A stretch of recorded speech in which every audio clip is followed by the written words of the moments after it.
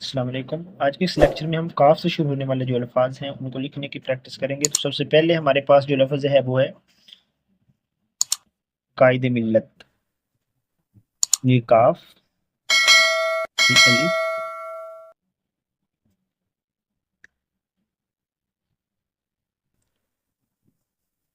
कायदे मिल्लत।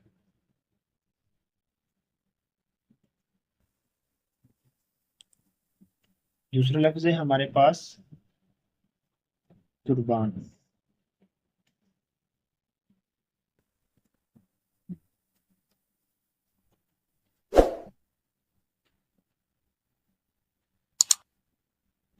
रे, ये बे और ये वान। उसके बाद हमारे पास लफ्ज़ है काफिला। काफ अलिफ बे ला और ये काफिला। उसके बाद है कलम। ये काफ लाम